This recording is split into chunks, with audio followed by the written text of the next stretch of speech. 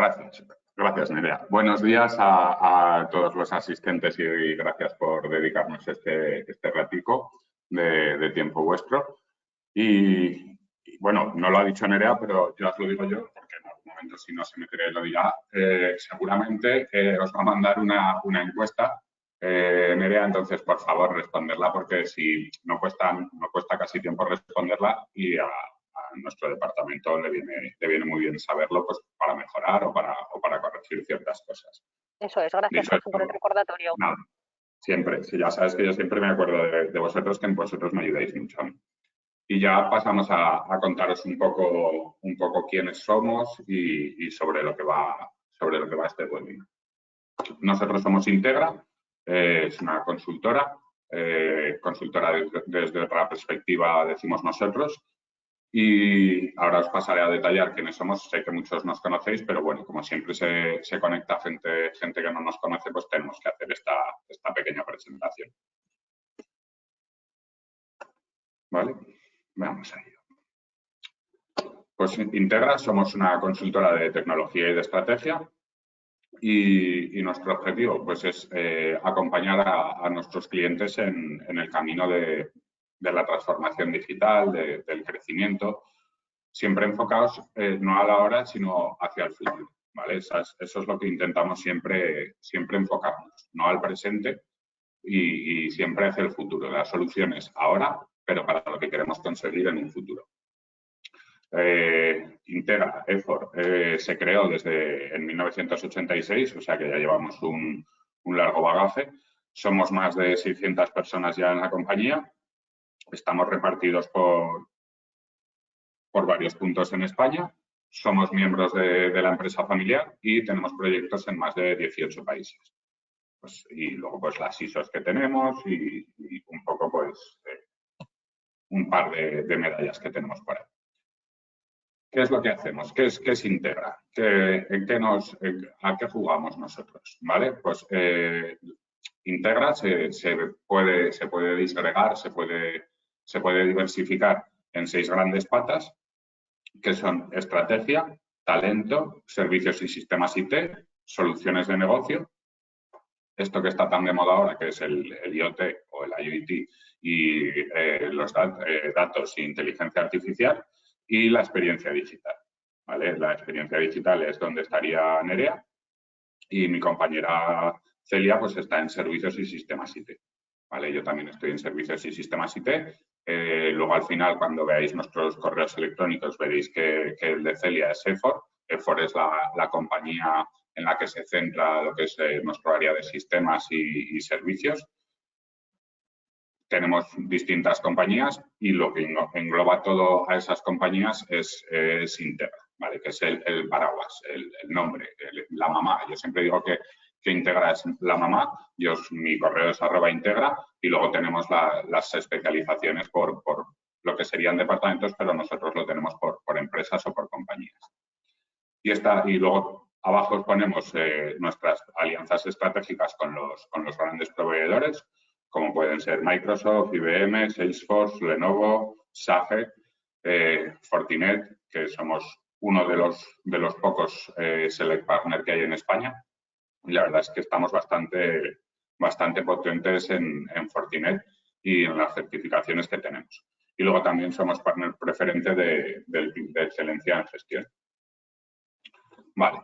Ya pasando más a la pata que nos ocupa, a servicios y sistemas IT, ya lo que va y sobre lo que va este webinar, que va de ciberseguridad y de cumplimiento normativo. Bueno, pues esto recae en lo que sería EFOR, en lo que sería sistemas y servicios IT. ¿Y qué hacemos nosotros? ¿Por qué? ¿Qué? ¿Y cuál es nuestra propuesta de valor para las distintas compañías a las que tratamos de ayudar? Bueno, pues lo que intentamos hacer siempre nosotros, cuando nos acercamos a nuestros clientes, a nuestras empresas amigas, que más al final se convierten más en amigos que en clientes, lo que intentamos es ayudarles a adoptar la tecnología, ¿vale? La tecnología, antiguamente lo que hacíamos era coger a las personas y obligarlas a usar la tecnología. Nosotros lo que intentamos es darle una vuelta y hacer que la tecnología se doblegue al uso de las personas, ¿vale? Entonces, lo que intentamos siempre es poner a la persona en el centro, a la persona de cada organización, a partir de ahí enseñarle, formarle, capacitarle para que realmente esa tecnología él la domine, pero la domine de una manera fácil, de una manera comprensiva, ¿vale? Entonces, a partir de ahí, ¿cómo nos acercamos? ¿Cuáles son esta ola que tenemos que explica todas las áreas que abarcamos dentro de servicios y sistemas IT? Bueno, pues un diagnóstico, consultoría y gobernanza, tanto del dato como de la organización, seguridad y compliance, que es de lo que va el webinar del día de hoy, infraestructura y cloud, este mundo que cada vez más estamos metidos en él, que es la nube, las ventajas de la nube frente a, no lo antiguo, pero sí que lo más, el hierro propiamente dicho, que es la infraestructura. El Smart Workplace, que es una pata súper importante para nosotros, porque aquí lo que intentamos es, lo que os decía antes, empoderar al empleado. Hardware y licencias, como siempre, pues se necesitan licencias y se necesitan equipos para poder trabajar con tecnología. Y luego que ahora han cambiado el nombre, por así decirlo, ahora está muy de moda, que lo podéis escuchar así, que es servicios gestionados, ¿vale? Es esa ayuda a los departamentos de IT o al usuario final a que se dediquen a lo que se tienen que dedicar. Yo siempre lo digo, un departamento de IT de una organización, de una empresa, está para resolver problemas importantes, no para resolver que a un usuario haya perdido la clave o un usuario no le vaya a la impresora, ¿vale? Para eso lo que nosotros ofrecemos es ese soporte, esa ayuda, esos servicios de IT gestionados con la compañía. Y una vez más, pues nuestros proveedores que nos acompañan en este camino, como pueden ser, antes no lo he nombrado, pues ahora dentro de poco en España llega AWS, en Zaragoza para ser más exactos, y nosotros ya estamos con ellos trabajando. Como siempre, pues es más hacia la nube. Vale, integra servicios y sistemas IT. Es lo que os decía, nuestro objetivo es incorporar en nuestros clientes un entorno de gestión de procesos y soluciones de valor como soporte a su estrategia empresarial y de negocio. Es muy importante a la hora de introducir una tecnología o a la hora de hacer una transformación digital, tener en cuenta cuál es la estrategia empresarial y de negocio de la compañía hacia la que vamos a desplegar esta nueva tecnología o en donde vamos a intentar transformar digitalmente a la compañía. Y ahí lo tenemos puesto en tres globos, por así decirlo, que es a la hora de pues, llegar a un Smart Workplace, tenemos que mejorar esa potencia de cada uno de los trabajadores, esa capacidad de colaboración, esa productividad, capacitarlos para que sean capaces de utilizar bien la tecnología y no cometer errores, que luego, como explicará Celia, nos pueden costar problemas y dinero. Siempre es muy importante la seguridad, servicios gestionados, análisis forense, el cumplimiento del compliance. El modelo de gobernanza del dato es algo realmente importante cada vez más en las organizaciones. Y luego tenemos pues la infraestructura y el cloud. Lo mismo, servidores, almacenamiento, electrónica de red, palabras así que cada vez se oyen más, como puede ser la hiperconvergencia, el multicloud. Bueno, pues eso ya lo contaremos en futuros webinars, pero vamos, estos son los tres globos que tenemos y como veis, siempre por arriba está servicios gestionados, esa pata de cao, ese que consideramos casi tan importante como formar al usuario. ¿Cómo definimos esta estrategia? ¿Cómo intentamos organizarla? Pues a partir de siempre de un diagnóstico, de una consultoría y de una gobernanza. ¿Por qué? Porque necesitamos saber qué estamos haciendo ahora y dónde se puede mejorar. Allí a las organizaciones a donde vamos, siempre intentamos hacer un diagnóstico tecnológico para saber en qué punto estamos. Luego, el segundo paso es evidentemente sentarnos con la compañía, con la organización y preguntarles, o sea, ¿hacia dónde queremos ir?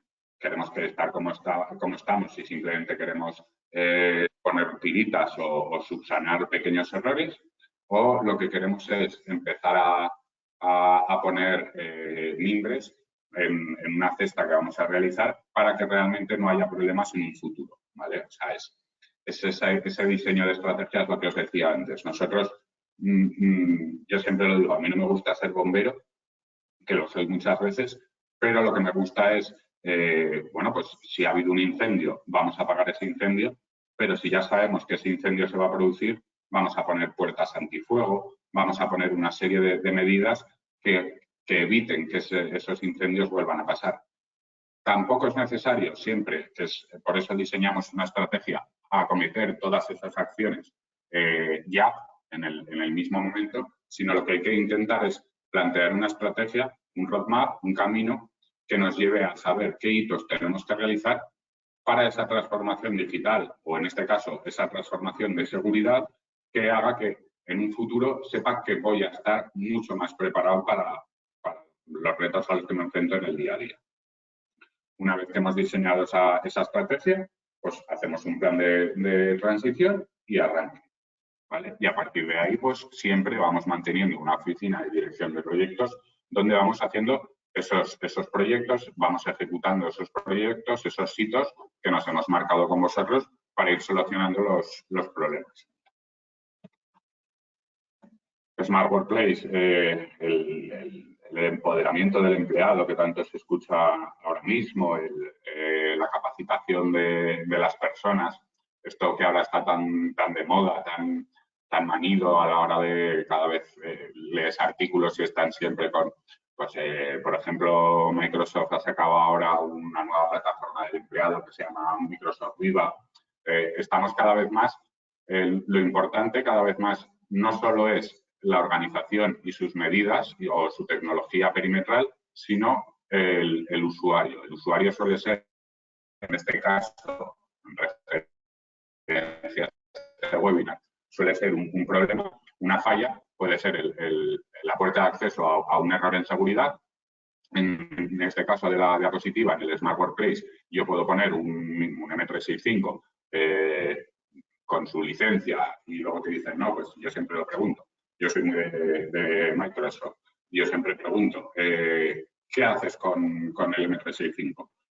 ¿Qué haces con tu licencia estándar o con tu licencia básica? Ah, pues yo me conecto por Teams y hago muchas reuniones. Y luego la siguiente pregunta es, ¿y compartes archivos? ¿Trabajáis en equipos? ¿Trabajáis sobre un mismo archivo todos a la vez? Y ya ves que te dicen que no. Bueno, pues es Smart Workplace.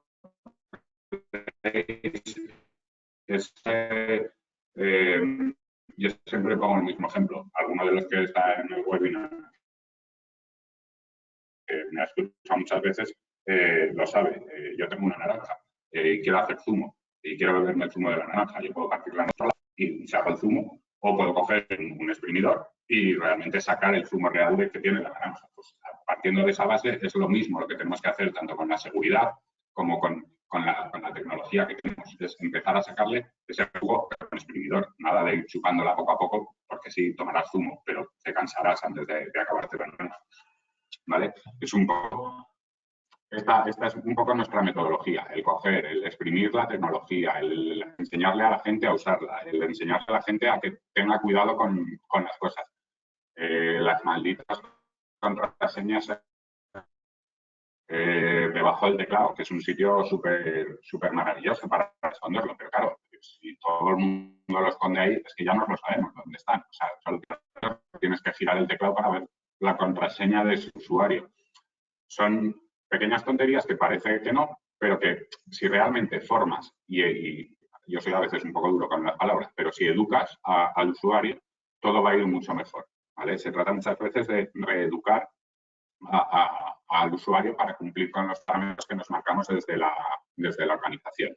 ¿Vale? O sea, aquí en la slide que tenemos ahora de seguridad, pues como veis, pues la seguridad incluye la pata que sería de infraestructura, que sería ese data center, la pata que incluye la nube, que sería pues, VPN securizadas, el doble factor de autentificación que es el MFA, pues el ponerle un WAF a la nube, 1000 maneras de hacerlo, ¿vale?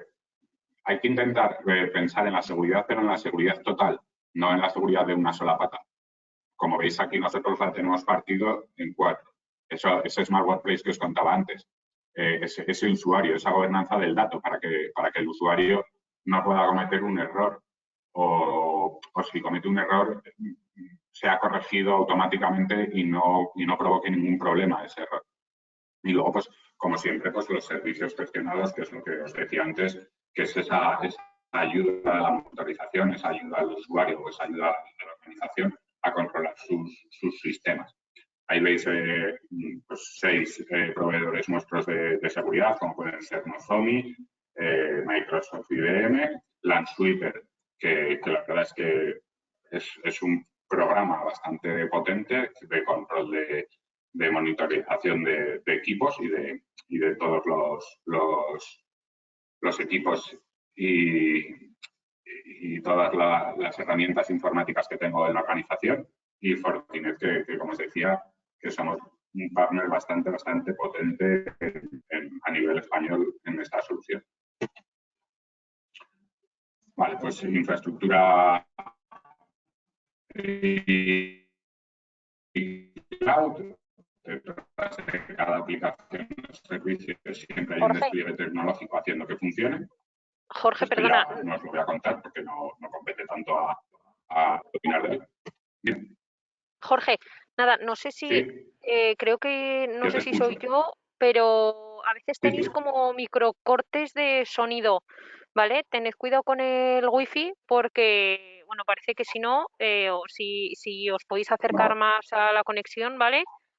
Ya, como son problemas del directo, ¿vale? Sí, que dicen que por aquí que hay alguien también que se pierde un poquito el audio, entonces no sé si te puedes acercar más o ponerte más cerca donde tengas conexión o Sí. que igual si estáis en una sala apartada, ¿vale? Era eso, simplemente, perdonad. Mira, voy a hacer una cosa. Nada, no, gracias por decírmelo. Me voy a mutear y lo que voy a hacer es hablar por el ordenador de Celia directamente, levantar el tono de voz. No sé modular muy bien, o sea que no estoy enfadado, no os preocupéis, simplemente es que hablo así, ¿vale? Me muteo, pero sí. Vale, ahora, Nerea, ¿me puedes decir si se me oye? Se te oye un poquito lejos, no sé si te puedes acercar un poco más. Vale. Como son los seminarios en directo, bueno, os pedimos disculpas, ¿eh? Ya vamos a acabar. El trabajo que es la atención al usuario es muy importante para nosotros. ¿Por qué? Porque contamos con un equipo experto en la atención personalizada y porque, sobre todo, las organizaciones y los departamentos IT se pueden preocupar de lo que es importante en su día. ¿Vale? Es muy importante que los departamentos de cada organización se dediquen a lo que se tienen que dedicar, no se dediquen a estar solucionando problemas que roban tiempo y quitan dinero, ¿vale? a la organización. Jorge. Jorge. Voy a acercar al ordenador de mi compañera a ver si así se ve. Sí, no sé si os podéis acercar más o volver sino a tu puesto porque se oye un poquito más lejos y casi no te Ahora me oímos. imagino que ya se me dirá mejor, porque Ahora. ahora ya se lo del ordenador. Y a partir de aquí, lo que os decía, pues algunos de nuestros clientes donde hemos hecho tanto medidas de seguridad como medidas de infraestructura, como medidas de cloud o como medidas de Smart Workplace. A mí esta slide nunca me gusta mucho porque siempre ponemos los grandes clientes, los clientes que más fuertes son, pero yo siempre lo digo, nuestra compañía lleva ya muchos años y no solo se dedica a clientes fuertes, es todo lo contrario. Yo, pues, es evidente que yo me puedo ir a un Bonaria que todos conocemos y puedo hacerles un proyecto de Smart Workplace, de transformación tecnológica, pero también lo hago con un autónomo o con una empresa mucho más pequeñita que un Bonaria o que un Radio Televisión Española. O sea, tenemos, es lo que os decía antes, nosotros tenemos amigos, tenemos partners, tenemos clientes que lo que nos gusta es ir de la mano y recorrer el camino juntos. Entonces, a partir de ahí, muchas veces siempre sacamos pecho con los grandes clientes, pero muchas veces son más importantes esos pequeños clientes con los cuales los cogemos en la adolescencia tecnológica, por así decirlo, y los llevamos a la madurez tecnológica con ellos. Y eso es mucho más bonito muchas veces que irte a una caja rural de Aragón o irte a un Bonaria, que sí que les ayudas, pero no lo vives tan intensamente cuando haces crecer a un cliente desde más abajo. ¿Vale? Y ahora ya, la siguiente diapositiva es de lo que va el webinar directamente y ya os paso con mi compañera Celia, que nos va a contar un poco de lo que es el cumplimiento legal y la ciberseguridad en las empresas. Muchas gracias, Jorge. Buenos días a todos. Me llamo Celia Artal y, como ha dicho el compañero, hoy voy a hablaros de la ciberseguridad en las empresas y de la importancia que tiene el cumplimiento normativo. Pues para ir comenzando, en primer lugar, os voy a mostrar una serie de noticias sobre incidentes de seguridad en estos últimos años. También os voy a mostrar una serie de noticias sobre sanciones que ha impuesto la Agencia Española de Protección de Datos, tanto a grandes empresas como a pymes. A continuación os comentaré un poco cómo enfocar de manera correcta un programa en ciberseguridad y, por último, ya nos centraremos en lo que es el cumplimiento normativo, ¿no? Principalmente en el tema de la protección de datos. Pues bien, como veis en pantalla, vemos que en estos últimos años se han dado una gran diversidad de ciberataques, porque, por ejemplo, tenemos el famoso ciberataque que sufrió el SEPE, que les instalaron un ransomware, les cifraron sus sistemas y tardaron varios días en volver a retomar otra vez el servicio. Estuvieron unos días sin poder ofrecer el servicio público, ¿no? Con esto os quiero decir que no solo existen ataques que los inician terceros, sino que, mira, como por ejemplo veis en pantalla, lo que le ocurrió a Sega, que por un error interno, un error humano, se filtraron una serie de datos sensibles de la compañía, ¿no? Entonces es igual de importante tener los sistemas configurados de una forma segura, como igual de importante es también tener formado a nuestro personal interno sobre ciberseguridad, así como protección de datos, para que tengan una visión completa, ¿no? Y sepan cómo actuar en determinadas circunstancias. Como veis también, a lo largo de este año se han implantado un montón de sanciones en diversos organismos. Este año ha sido el año en el que la Agencia Española de Protección de Datos más sanciones ha impuesto. Y os preguntaréis, ¿y por qué? Ya, ¿de dónde proceden estas sanciones? ¿Puede venir la agencia un día aleatorio a mi empresa y decirme te voy a hacer una auditoría? Pues la mayor cantidad de denuncias a la Agencia Española de Protección de Datos de estos últimos años han venido de denuncias de trabajadores propios de la empresa o extrabajadores descontentos que son conscientes de que tienen un fallo en materia de protección de datos, que incurren en un incumplimiento y lo denuncian a la propia Agencia Española, ¿no? Para que ellos tomen las acciones que consideran oportunas. Pues aquí vemos que le cayó una multa de 8,2 millones a Vodafone o a BBVA de 5 millones. Vale, yo en esto yo siempre digo que hay 4 tipos de empresa. Es muy gracioso, pero cuando hablamos de ciberseguridad siempre hay 4 tipos de empresa. Las que han sido atacadas, las que van a ser atacadas, las que están siendo atacadas y lo saben, y las que están siendo atacadas ahora mismo y ni siquiera lo saben. Desde luego. O sea, esas son las 4 tipos de empresa. ¿Por qué? Porque todos vamos a sufrir un ataque. Otra cosa es que tengamos medidas que nos solucionen ese ataque o que incluso tengamos medidas que eviten ese ataque.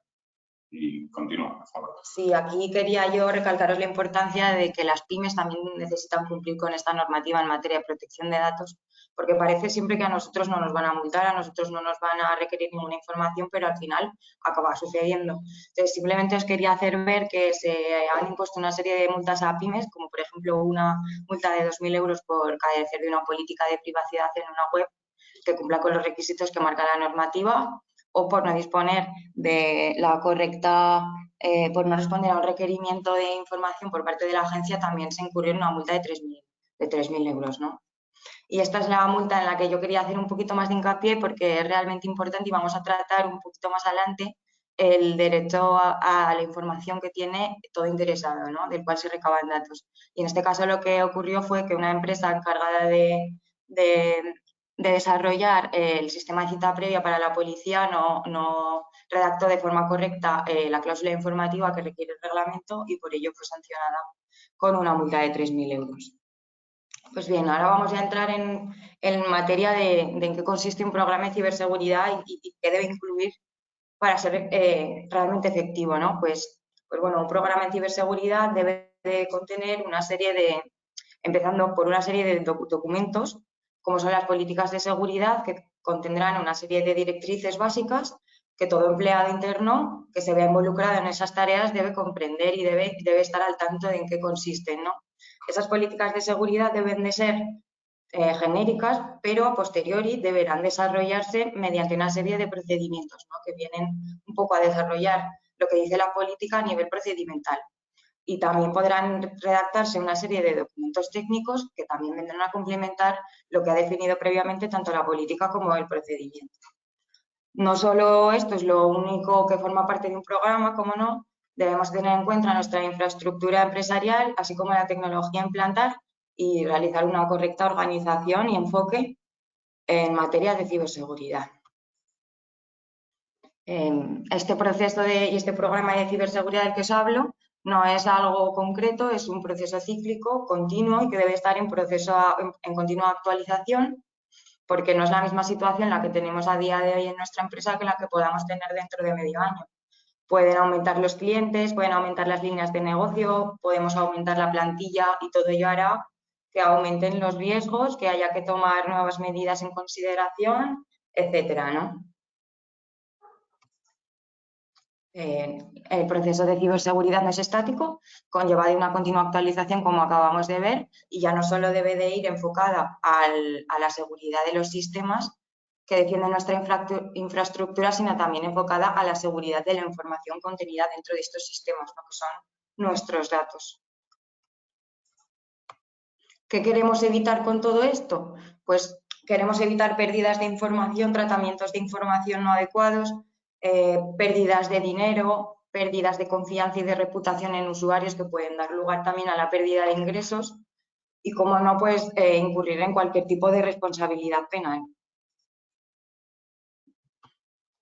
Pues bien, en pantalla aquí os mostramos lo que nosotros consideramos los 4 pilares de la ciberseguridad, ¿no? De qué debe de contener, qué pasos hay que seguir para realizar un correcto programa, ¿no? en esta materia. Pues bien, como ya os he venido un poco contando, el primer pilar contiene toda la serie de documentación que os he comentado, todas las políticas de seguridad, los procedimientos que las desarrollan, documentos técnicos que se centren en la tecnología más en concreto, etcétera, ¿no? Entonces, una vez tenemos estas directrices tienen que ponerse en conocimiento de las personas de la organización, porque de nada sirve tener redactados unos procedimientos que después no van a utilizarse y nadie conoce de su existencia, ¿no?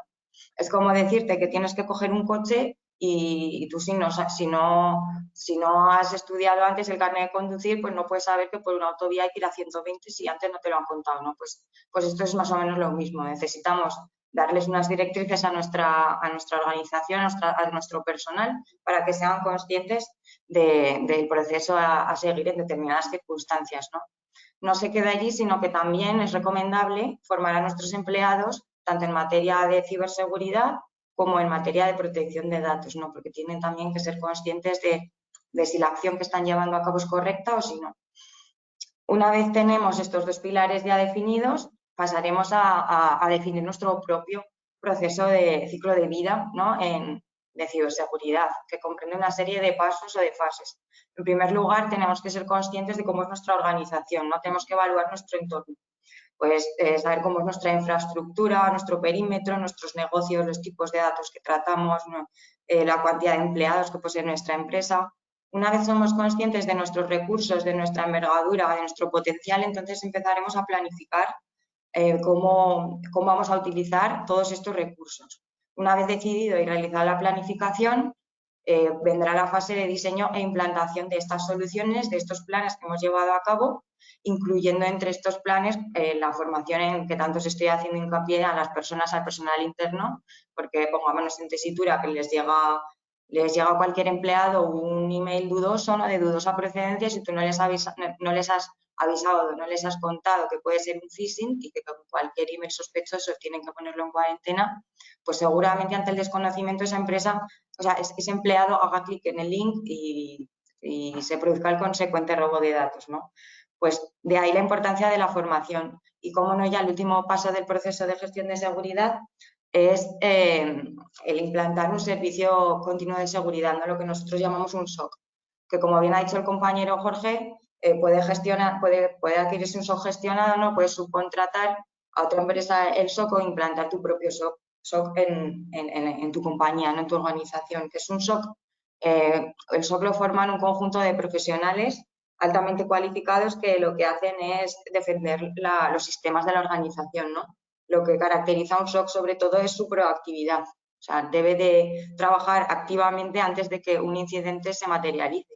No debe de estar esperando a que lleguen y nos ataquen y entonces actuar, no. Tiene que realizar una tarea de monitorización, detectar eventos, investigar, clasificarlos y entonces de esta manera evitaremos futuros ataques, ¿no? Y de esta forma también, desde un ámbito más técnico, se da apoyo al cumplimiento legal. Y ya como último pilar de nuestro programa en ciberseguridad es la implantación de tecnología, ¿no? Muchas compañías se centran únicamente en este último pilar, ¿no? Yo lo que quiero defender son mis sistemas, entonces yo implanto una serie de tecnología y con eso ya me cubro totalmente. Pues no, como hemos comentado, es igual de importante el primer pilar, segundo, tercero que este último. Pongámonos en la tesitura de que ahora nos llega a nosotros un ransomware, como hemos visto que le pasó al SEPE, se nos cifran todos los datos de los sistemas y nos piden un rescate, pero la labor, si no tenemos definido para esas situaciones una política de continuidad de negocio, como es lo que hemos comentado en el primer pilar, no sabremos cómo actuar ante esa situación, cómo hacer que nuestro negocio siga a flote ante un ataque de este tipo, ¿no? Entonces, de ahí vengo a recalcaros la importancia de los 4 pilares, ¿no? Entonces, ya centrándonos en el tema que venimos a tratar principalmente, ¿qué aporta a mi empresa el cumplimiento legal, no? Pues bueno, aporta una serie de beneficios y una serie de consecuencias negativas, ¿no? Por una parte, si no cumplimos con la legalidad, podemos llegar a perder determinada información, pérdida de datos, también puede acarrear responsabilidad legal y una serie de sanciones, ¿no? Y perder confianza. Por otra parte, el ser conscientes, ¿no? Legalmente de todos nuestros procesos, de tener todo al día, puede ayudarnos a comprender mucho mejor cómo funciona internamente nuestra compañía y así detectar una serie de puntos positivos o fallos que podamos nosotros proponer una serie de mejoras técnicas para poder seguir adelante y mejorar el negocio, ¿no?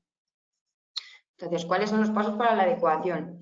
Pues aquí os voy a hablar de una serie de elementos que exige la normativa actual en materia de protección de datos y también os voy a comentar una serie de medidas técnicas y de dimensiones de seguridad, ¿no? Pues bien, en primer lugar, el Reglamento de Protección de Datos, así como su ley orgánica, impone la obligación de definir un registro de actividades de tratamiento. Esta no es una obligación que deban de cumplir como tal todas las empresas, sino que el reglamento indica que solo deben cumplirlo empresas de más de 250 trabajadores o bien que traten datos de características especiales o condenas o infracciones penales, ¿no? ¿Qué es un registro de actividades de tratamiento? Un registro de actividades de tratamiento lo que hace es incorporar todos los tratamientos o todas las finalidades que se llevan a cabo en la compañía para las cuales se tratan diferentes tipos de datos, ¿no? y que deben de ser completadas en dicho registro con una serie de elementos, ¿no?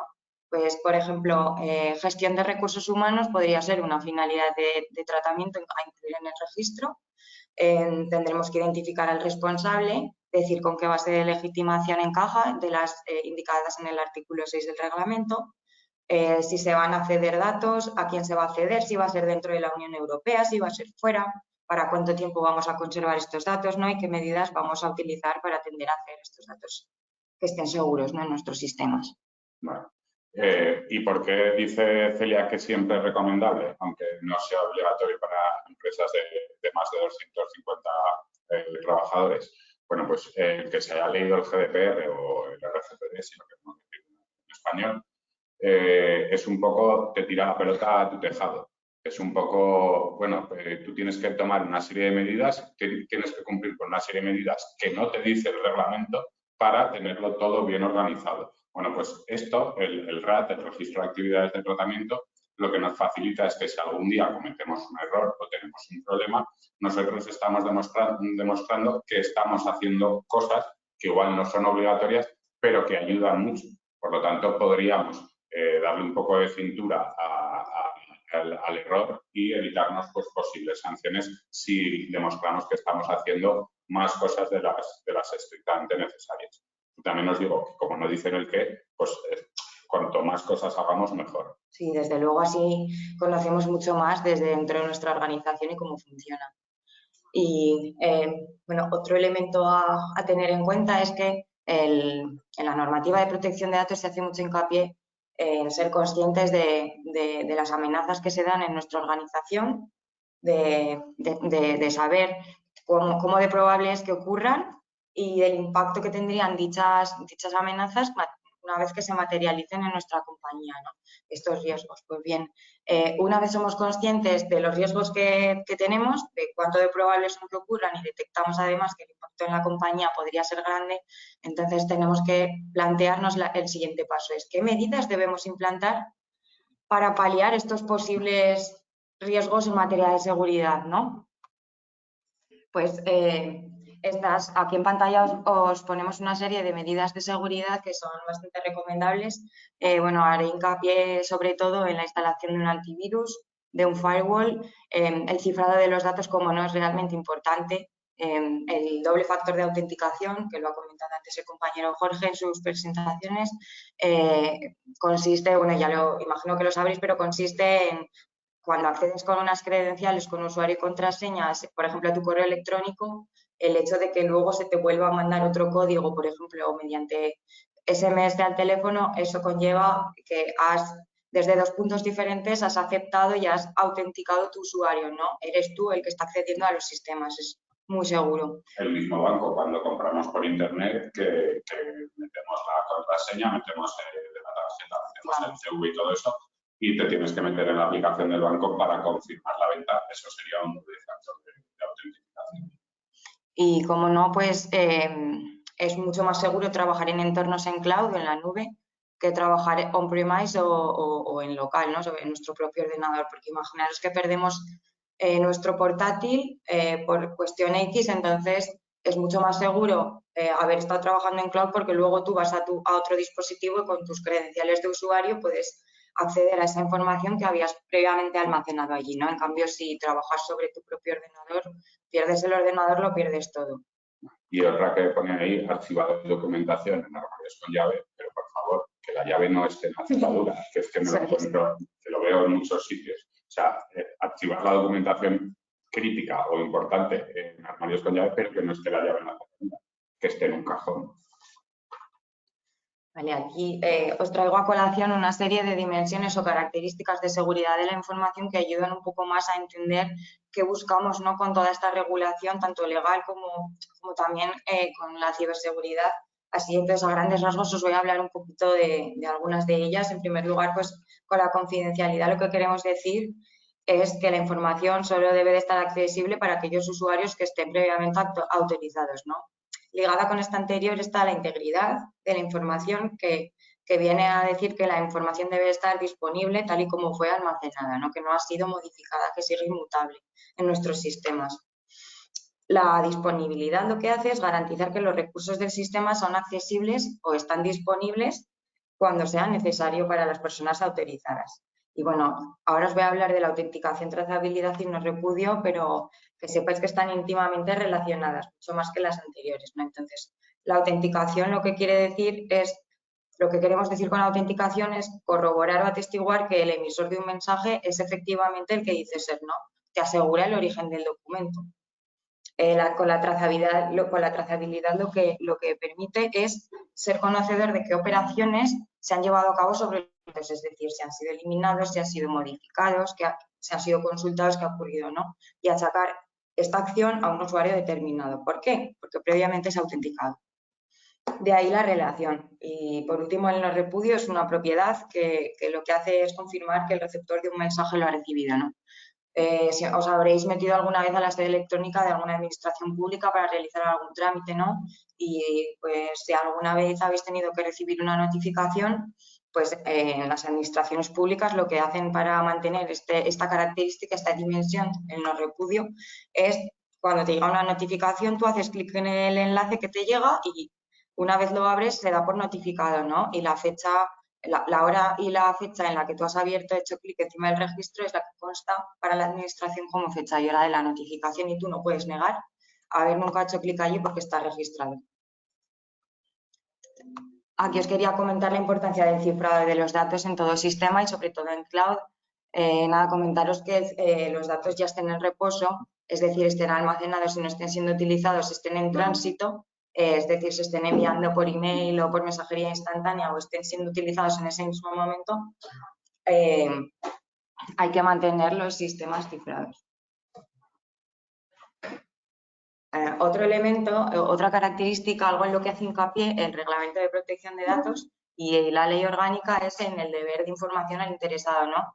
Que es doble vertiente, ¿no? Deber de información al interesado, derecho de ser informado, ¿no? Al interesado. Entonces, en todo formulario, ya sea formato papel, formato electrónico, como sea, en el cual se recaben datos de un tercero, de una persona, habrá que indicar una serie de información, tienes que otorgar tú como responsable de tratamiento una serie de información, ¿no? Al interesado. Debes de indicarle para qué van a ser tratados sus datos, quién los va a tratar, sobre qué base jurídica van a tratarse, es decir, pues el consentimiento o la ejecución de un contrato que previamente se ha formalizado entre las partes, durante cuánto tiempo van a almacenarse sus datos, qué derechos tienes y dónde puedes ejercerlos. Se suele dar un email, ¿no?, de contacto, qué tipos de datos se tratan, de dónde se han obtenido los datos. Y para ello la Agencia Española de Protección de Datos ha redactado una guía para el interesado en la que recomienda dividir esta información en dos capas, ¿no? En los formularios lo que indica es que deberá incluirse lo que aquí aparece como una primera capa resumida, ¿no? La información, pero de forma que sea entendible y clara para la persona que está otorgando sus datos y luego a posteriori en una política de privacidad es donde completaremos esta información con esta serie de datos ¿no? Información que se muestra en pantalla en esta columna. Trayendo a colación el tema de las páginas web, pues bueno, aquí hay dos normativas que entran a aplicarse. Por un lado está el famoso reglamento que llevamos hablando de él durante todo este webinar y por otro lado entra en juego la Ley de Servicios de Sociedad de la Información, ¿no? En estas leyes lo que se hace es dar una serie de pautas para redactar el aviso legal, la política de cookies y la de privacidad, que son obligatorias a día de hoy en toda web, así como complementarlo con los pies de formulario, las cláusulas informativas que os acabamos de comentar que hay que poner en los formularios de las webs, ¿no? También en las páginas web se requieren una serie de requisitos para otorgar correctamente el consentimiento por parte del interesado. Y se ha hecho mucho hincapié en que están prohibidas, tajantemente prohibidas, las cláusulas, los checks premarcados. O sea, veremos en muchas páginas web que a la hora de mandar información comercial, en la página web está ya el check marcado para que el usuario envíe y directamente le manden esa serie de emails, ¿no? Pero esto con la nueva normativa está prohibidísimo y puedes incurrir en una sanción como las que hemos visto al principio de la presentación, ¿no? Si no le das la opción al usuario de que activamente muestre su consentimiento. Y como medida técnica implantada en las web, pues bueno, el certificado SSL, un certificado de seguridad que veremos instalado siempre en las webs que lo tengan instalado en la parte superior de la pantalla, en el navegador, con el famoso candadito, ¿no? Y si hacemos clic en él podemos ver el emisor y la fecha de validez incluso. Como hemos comentado, el deber de información también comprende las cámaras de seguridad de videovigilancia, ¿no? Si tenemos en nuestra compañía instaladas cámaras de seguridad, debemos de colocar este cartelito amarillo que vemos en pantalla para informar a nuestros empleados de que están siendo grabados.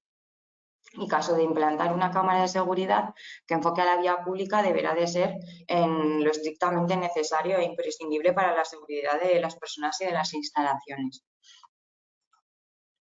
Los datos que recabamos deben de conservarse durante el tiempo estrictamente necesario, ¿no? El reglamento habla del principio de minimización de datos, es decir, de recabar cuantos menos datos mejor, y además hace alusión a que deben de conservarse por el tiempo necesario.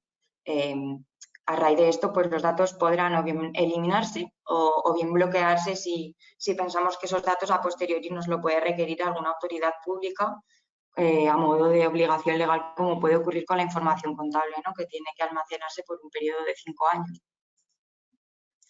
Las relaciones con terceros también se ven afectadas, ¿no? Por la normativa de protección de datos, y es que cuando formalizamos un contrato en el que van a accederse a datos, debe de formalizarse también un contrato de encargo de tratamiento, ¿no?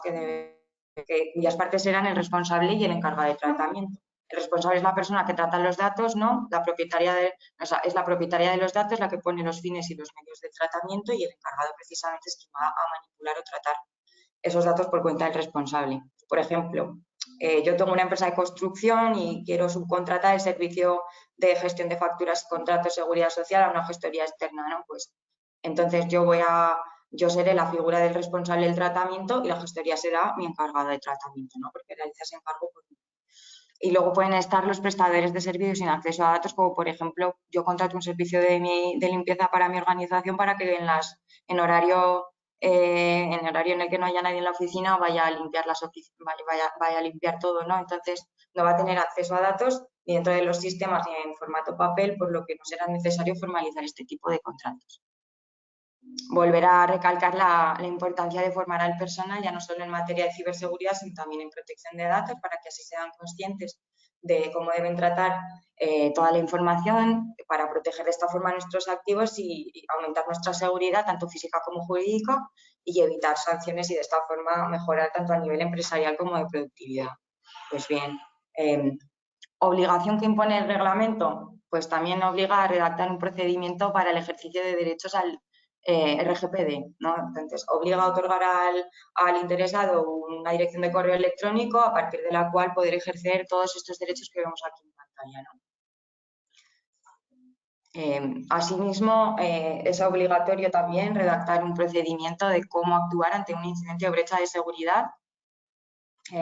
Cuando nos llega a nuestra empresa se dé un incidente de alto riesgo, siempre que sea de alto riesgo debemos de ponerlo en comunicación de la autoridad de control, que en nuestro caso es la Agencia Española de Protección de Datos, en un plazo máximo de 72 horas. Habrá que indicar una serie de elementos en la notificación, como qué datos han visto afectados, la persona que se ha dado cuenta del incidente y pues la naturaleza, la gravedad, ¿no? La afección en nuestros sistemas. Y ya por último, tenemos todo esto implantado. ¿Ahora qué hacemos? Pues como hemos comentado a lo largo de esta presentación, el proceso, un correcto programa, tanto en materia de ciberseguridad como en seguridad de la información, requiere de una continua actualización, no es un proceso cíclico. Entonces, debemos de ir realizando periódicamente auditorías, tanto en materia de protección de datos como en ciberseguridad, realizar el correspondiente análisis de riesgos y ver qué impacto podrían tener en nuestra organización, actualizándolo constantemente a las nuevas circunstancias de nuestra empresa, y de esta forma determinar qué medidas técnicas o organizativas es necesario aplicar. Muchas gracias a todos por vuestra atención, por estar hoy aquí con nosotros, y ahora pues si necesitáis que respondamos a alguna pregunta, tenéis alguna duda, pues es el momento. Muchas gracias. Sí, Celia, nos han hecho una pregunta, te la formulo, ¿vale? Pues eso, lo que decía Celia, muchas gracias por vuestra asistencia.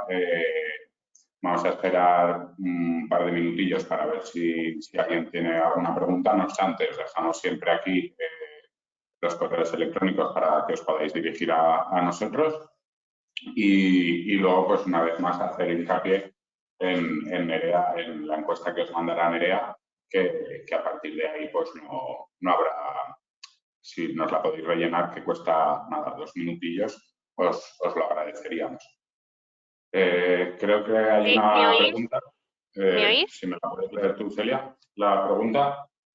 No sé, bueno, lo que queráis, ¿eh? En la anterior había obligación de inscribir y notificar los ficheros a la Agencia de Protección de Datos. ¿Sigue existiendo esta obligación?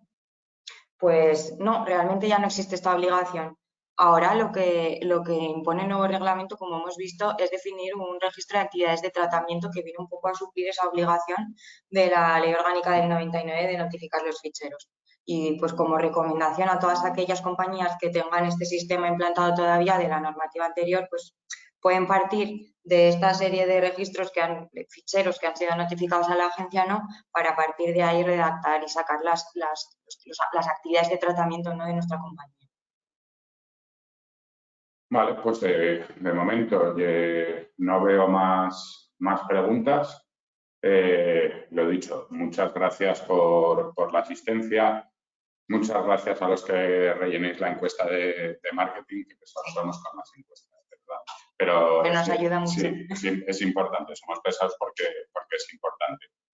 Y en principio, pues os soltamos 5 minutillos antes y lo dicho, muchísimas gracias por prestarnos este hueco de 1 hora de esta mañana de jueves y esperamos haberos ayudado y haberos explicado un poco pues, el enfoque de la ciberseguridad y un poco pues, lo que es el GDPR y las medidas y cómo hay que adoptar esta seguridad en las organizaciones.